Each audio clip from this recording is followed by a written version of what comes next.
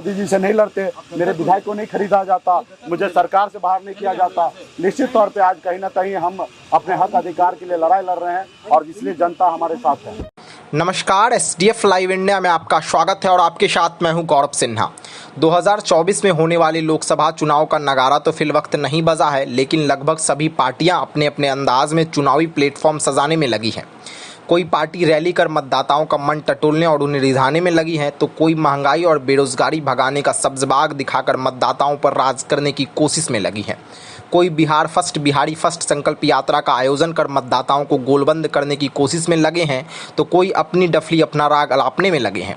लेकिन अनोखे और निराले अंदाज में आरक्षण संकल्प यात्रा निकालकर VIP सुप्रीमो सह बिहार सरकार के पूर्व मंत्री मुकेश सहनी जो कुछ कर रहे हैं, वह न ही इंडिया गठबंधन के नेताओं को रास आ रहा है और न ही NDA नेताओं को सुहा रहा है। बात अलग है कि सन ऑफ मल्लाह कहे जाने वाले मुकेश सहनी के निषाद आरक्षण संकल्प यात्रा की न ही कोई पार्टी या गठबंधन समर्थन कर पा रहा है और न ही विरोध कर कोई नई लड़ाई मोल लेने की हिम्मत कर रहा है। लेकिन यह तय है कि मुकेश सहनी के निषाद आरक्षण संकल्प यात्रा में निषाद जाति के लोगों की गोलबंदी देखकर NDA और इंडिया गठबंधन नेताओं के कलेजे पर सांप जरूर लौट रहा है। बीजेपी ने विधान पार्षद हरि सहनी को विधान परिषद में नेता प्रतिपक्ष बनाकर मुकेश सहनी के सामने पहाड़ खड़ा करने की कोशिश जरूर की है, लेकिन कम से कम सोशल मीडिया पर हरि सहनी के मुकाबले मुकेश सहनी को निषाद जाति का अधिक मिल रहे समर्थन से बीजेपी हताश भी है। यही कारण है कि दोनों गठबंधन के नेताओं की चाहत है कि मुकेश सहनी उनके गठबंधन का शागिर्द बनकर लोकसभा चुनाव लड़े। हालांकि 100 दिनों के संकल्प यात्रा पर निकले मुकेश सहनी लगभग 50 दिनों की यात्रा पूरी करने के बाद भी अपने पत्ते खोलने को तैयार नहीं है और निषाद जाति के लोगों को शपथ खिलाकर अपने पक्ष में गोलबंद करने में लगे हैं। बिहार, यूपी और झारखंड में रहने वाले मल्लाह जाति के लोगों के हाथों में गंगा जल दिलवाते हैं और यह शपथ खिलवाते हैं कि आरक्षण नहीं तो गठबंधन नहीं और गठबंधन नहीं तो वोट नहीं। निषाद जाति के लोगों को इस बात के लिए भी शपथ खिलवाते हैं कि अपना वोट किसी भी कीमत पर बेचेंगे नहीं। वैसे बीच बीच में वह बीजेपी को चुनौती देकर यह स्पष्ट जरूर कहना चाह रहे हैं कि वह NDA गठबंधन में शामिल होकर चुनाव लड़ने वाले नहीं हैं। कभी लालू तो कभी नीतीश की प्रशंसा कर वह यह भी जताने की कोशिश कर रहे हैं कि वह उनके करीब हैं। फिर भी वह यह कहते नजर आते हैं कि बिहार में CM नीतीश कुमार कोई फैक्टर नहीं है, मुकेश सहनी फैक्टर बन गया है। लेकिन उनके लिए सबसे बड़ी मुसीबत यह है कि इंडिया गठबंधन की तरफ से भी किसी तरह का न्योता मिलता दिखाई नहीं पड़ रहा है। तेजस्वी यादव यह चाहते भी नहीं है कि उनके सामने कोई उभरता या राजनीतिक तौर पर खूंटा गाड़ चुका नेता अभी या भविष्य में राजनीतिक चुनौती पेश करे। इन सब बातों को छोड़ भी दे तो मुकेश सहनी चाहते हैं कि NDA उन्हें भी लोजपा जितनी ही सीटें दे और अगर इंडिया गठबंधन की तरफ से ऑफर मिलता है तो कांग्रेस जितनी सीटें मिले। ऐसी स्थिति में राजनीतिक पंडितों का कहना है कि मुकेश सहनी चाहे जितना भी ताकत दिखा लें, चाहे जितना भी हाथ पैर मार लें, लेकिन NDA या इंडिया गठबंधन उन्हें अधिकतम 2 सीटों से ज़्यादा इसलिए देने को तैयार नहीं हो सकता है क्योंकि उनके पास चुनाव जिताऊ उम्मीदवार नहीं है। दूसरी बात यह है कि इंडिया गठबंधन और NDA गठबंधन के बीच होने वाली आर पार की लड़ाई के बीच कोई भी बड़ा दल बदल करने वाला नेता को लेकर रिस्क लेने को कोई गठबंधन तैयार नहीं है। ऐसी स्थिति में मुकेश सहनी निषाद आरक्षण संकल्प यात्रा करते करते थक जाएं और उनकी नाव बीच राजनीतिक मझधार में फंस जाएं, यानी कि ना ही उन्हें NDA में शामिल होने का अवसर मिले और ना ही इंडिया गठबंधन कबूल करे, तो शायद किसी को आश्चर्य नहीं होना चाहिए। इस विषम परिस्थितियों में तीसरे मोर्चे के गठन की वकालत कर अगर जाप, बसपा और ओवैसी की पार्टी के साथ लोकसभा चुनाव 2024 के दंगल में कूदने की मुकेश सहनी रणनीति तैयार कर लें तो यह भी आश्चर्य का विषय नहीं होना चाहिए। बहरहाल लोकसभा 2024 चुनाव में अभी देर है, इसलिए स्पष्ट तौर पर कुछ कहा तो नहीं जा सकता है, लेकिन राजनीति में कुछ भी संभव या कुछ भी असंभव नहीं होता है। इसलिए पूरी स्थिति पर सबकी पैनी नज़र है। 20 जुलाई को ही पटना से निकला हुआ है, आज तकरीबन 52 दिन हो गया है। यूपी, बिहार, झारखंड सभी राज्य में हम लोग जा रहे हैं और उसी क्रम में आज सीवान जिला आए हैं। अपने समाज के हक अधिकार के लिए लड़ाई लड़ रहे हैं, खास करके निषाद को आरक्षण मिले इसके लिए लड़ाई है। हमारी नारा है आरक्षण नहीं तो गठबंधन नहीं, गठबंधन नहीं तो वोट नहीं, या वोट नहीं तो दिल्ली का सरकार नहीं। क्योंकि बंगाल में निषाद को आरक्षण मिला है, दिल्ली में आरक्षण मिला हुआ है, लेकिन बिहार में नहीं मिला है। इसी के हक अधिकार के लिए हम लोग लड़ाई लड़ रहे हैं और इस क्रम में आज आपने देखा कि किस तरीके से सीवान में बड़े संख्या में माता बहन पार्टी के सभी पदाधिकारीगण यहाँ पे उपस्थित थे और एक सुर में सभी ने हाथ में गंगा जल लेकर संकल्प किया, अपने पूर्वज को साक्षी मान के, अपने इष्ट देवता को साक्षी मान के कि अपने हक अधिकार के लिए अपने दल, अपने नेता, अपने पार्टी के साथ खड़ा रहेंगे। हम अपना वोट को नहीं बेचेंगे, हम अपना एक रोटी कम खाएंगे लेकिन अपने बच्चे को पढ़ाएंगे लिखाएंगे। हम समाज के हक अधिकार के लिए लड़ाई लड़ेंगे, खास करके वंचित समाज जो गरीब पिछड़ा समाज है उनके हक अधिकार की लड़ाई लड़ेंगे। हमारी विचारधारा है कि हम स्कूल बनाएं, हम हॉस्पिटल बनाएं, कुछ लोगों का विचारधारा है कि मंदिर मस्जिद का नाम पे वोट मांगने का काम करेंगे। हम ऐसे विचारधारा के साथ नहीं रहेंगे। हम ऐसे विचारधारा के साथ रहेंगे जो बच्चे को नौकरी दे, ना कि गुलाम बना के रखा जाए। इस सब चीज़ को लेकर पार्टी के सभी पदाधिकारी, जिला अध्यक्ष वगैरह सब जितने भी पदाधिकारी हैं, सभी लोगों ने संकल्प लिया है। और आपने देखा कि हजारों की संख्या में हर निषाद का बेटा आज संकल्प ले रहा है गांव में हाथ में गंगा जल रखे। हम किसी के बहकावे में नहीं जाएंगे। अपने दल अपने नेता के साथ रहेंगे। जो हमारा बात को सुनेगा हम उनका सुनेंगे, जो हमारा नहीं सुनेगा हम उनका नहीं सुनेंगे। जो हमारे बच्चे का फिक्र करेगा हम उनके बारे में फिक्र करेंगे, जो हमारे बच्चे का फिक्र नहीं करेगा हम उसका फिक्र नहीं करेंगे। हम अपने दल अपने नेता के साथ रहेंगे। पार्टी जो निर्णय लेगा उस निर्णय के साथ हम लोग आगे काम करेंगे। तो इसलिए आज अपने लोगों को जागरूक कर रहे हैं। खास करके कुछ लोगों को भ्रम है क्योंकि उनके पास पैसा है, क्योंकि वो पैसा है तो पैसा को उपयोग करके बनी हुई सरकार गिरा देता है, विधायक को खरीद लेता है, वोट को खरीद लेता है। तो इसलिए हमने इस बार ऐसा किया है क्योंकि माता गंगा के आशीर्वाद से हमने सभी को हाथ में गंगा जल के संकल्प करवाया है कि आप तो अपना एक रोटी कम खाइएगा लेकिन बच्चे को पढ़ाइएगा। हर हाल में अपने बच्चे का अधिकार के लिए अपना वोट को नहीं बेचेगा, अपना वोट अपने बच्चे का भविष्य के लिए उपयोग कीजिएगा। और सभी माता बहन ने बड़े संख्या में यहाँ पर उपस्थित होकर सभी लोगों ने संकल्प लिया है। सर, आरक्षण की मांग आप किससे कर रहे हैं? केंद्र सरकार से करेंगे।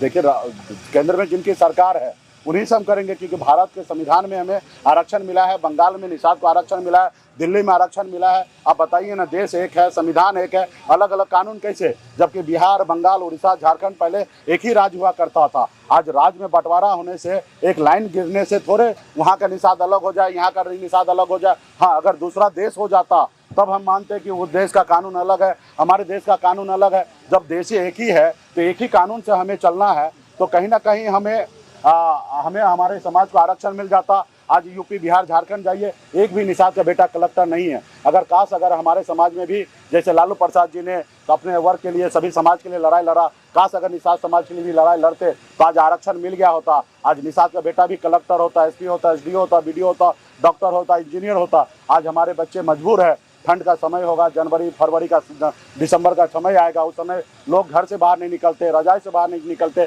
लेकिन हमारे परिवार के लोग, निषाद समाज के लोग क्या करते हैं, घर से बाहर निकल के तालाब में उतरते, मछली मारते और फिर बाजार में बेचता, तब उनके घर पे चूल्हा जलता है। अभी इसी देश में आप देखिए कि जाति के आधार पे अमीरी गरीबी है कि नहीं है। और जब जाति के नाम पे, धर्म नाम पे अगर गरीबी अमीरी है तो निश्चित तौर पे जो लोग हजारों साल से वंचित है उसके हक अधिकार के लिए सरकार को सोचना चाहिए। आज निषाद समाज हजारों साल से वंचित है, तो हमारे आरक्षण जब बंगाल में है तो बिहार में लागू होना चाहिए। तो वो लोग गुनहगार है जो हमें आरक्षण नहीं दिया। जो खास करके जो आज दिल्ली सरकार में है वो गुनहगार है कि हमारा अधिकार, आज हमारी आवाज़ को नहीं सुन रहा है और हमें आरक्षण नहीं दिया। अभी आपने देखा कि सामान्य वर्ग के भाई को आरक्षण मिला, ऊंची जाति के लोगों को आर्थिक आधार पर आरक्षण मिला, तो हमें उसका विरोध नहीं करेंगे। लेकिन आपने देखा कि वो गरीब है तो उसको आपने 8 लाख कमाने वाले को आप आरक्षण दिए। लेकिन आप यहाँ देखिए ना कि निषाद का बेटा 1 लाख भी नहीं कमा पाता है, आप उनको आरक्षण नहीं दे रहे, लेकिन आप उनको दिए हैं। तो कहीं ना कहीं आप भेदभाव कर रहे हैं।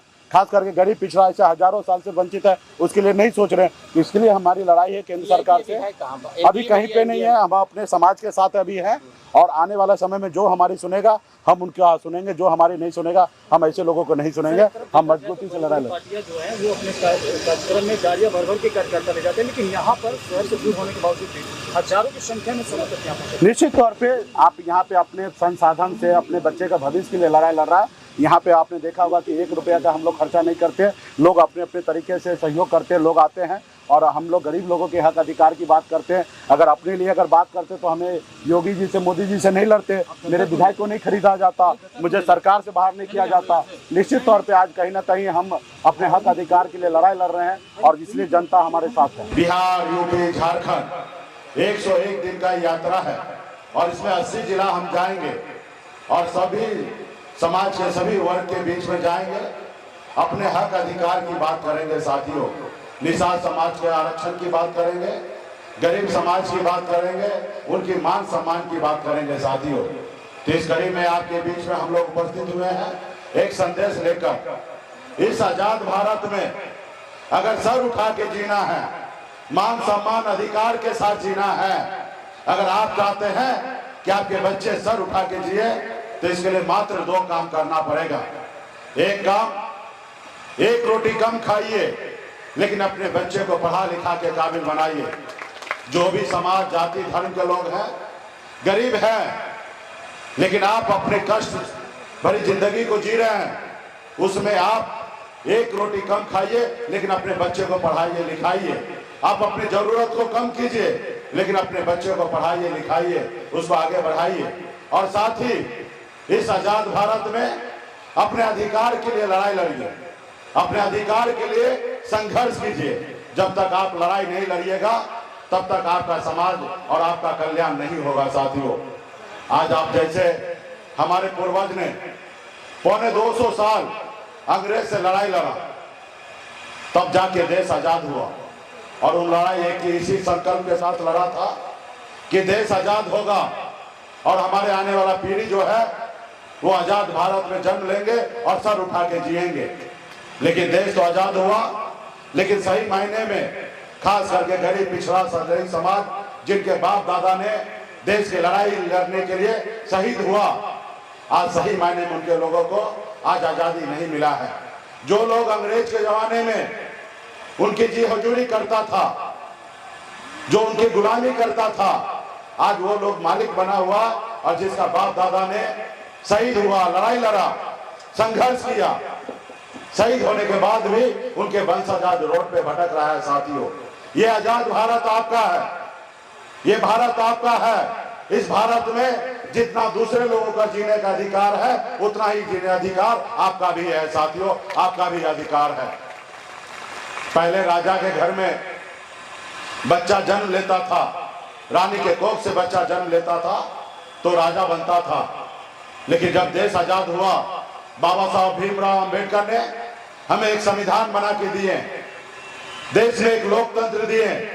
और बाबा साहब ने बताया कि अब जरूरी नहीं है कि राजा का बेटा ही राजा बनेगा।